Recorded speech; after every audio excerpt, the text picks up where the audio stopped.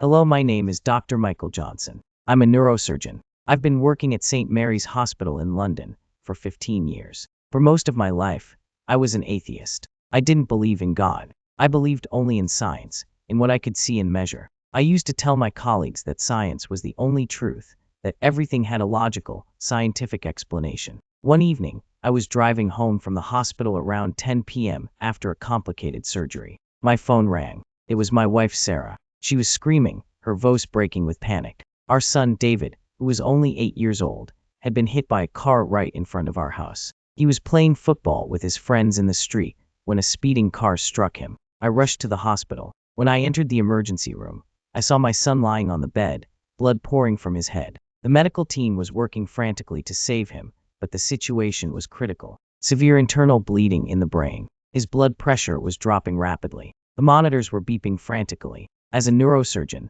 I knew exactly what those numbers meant. I knew the statistics. I knew the survival rate for this type of injury, and I knew my son was dying. We took him immediately to the operating room. I scrubbed in with my team. For 4 hours, we operated. We tried everything, every technique I had learned in 15 years of practice. But the bleeding wouldn't stop. His brain was swelling dangerously. Nothing was working. At 3 a.m., I stepped out of the operating room. I was covered in blood, my son's blood. My hands were shaking. The head of surgery, Dr. Roberts, put his hand on my shoulder and said words I'll never forget. And then, in that moment of absolute desperation, I did something I had never done before. I spoke to God. I didn't know how to pray. I didn't know the right words. But I said, God, if you exist, if you're really there, please save my son. I'll do anything. Just let him live. I went back to the ICU. David was lying there, connected to machines, his small body so fragile. The doctors had given him a 5% chance of survival. I sat beside him,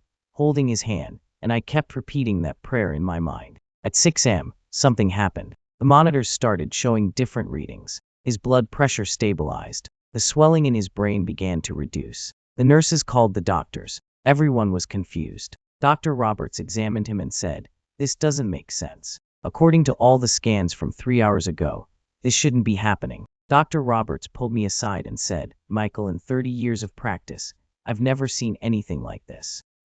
I don't know what this is. It's not medicine. It's something else." I knew what it was. It was an answer to my prayer, but I was still confused. I didn't know what to do with this experience. A few days later, one of the nurses, a Muslim woman named Emra, came to check on David. She had been praying for him too. She said to me, "Dr. Johnson, I believe Allah answered your prayer. He showed you his mercy." I asked her, why would God answer the prayer of someone who never believed in him? She smiled and said, "Because Allah is the most merciful. He answers the prayers of everyone who calls upon him sincerely, believer or not." Maybe he wanted to show you that he exists. That conversation changed everything. I started asking her questions about Islam. She gave me a copy of the Quran in English. I started reading it at night, after my shifts. And what amazed me was that the Quran spoke about things I had studied in medical school: the development of the human embryo, the formation of bones and flesh, the function of the brain. Things that were only discovered by modern science in the last century,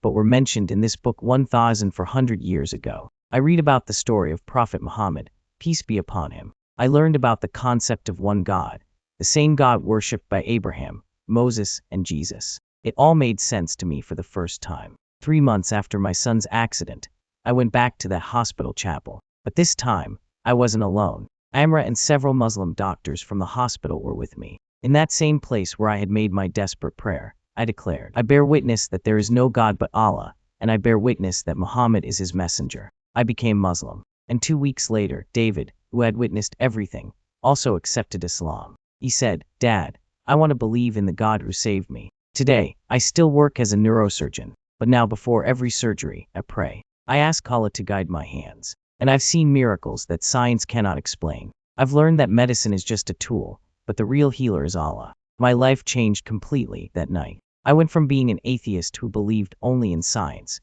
to a Muslim who believes that science is just one of the many signs of Allah's greatness. If you're watching this and you're struggling with faith, or you're searching for meaning, I want to tell you, sometimes the answers we're looking for don't come from textbooks or laboratories. Sometimes they come from the most unexpected places, in our darkest moments, when we finally humble ourselves and ask for help.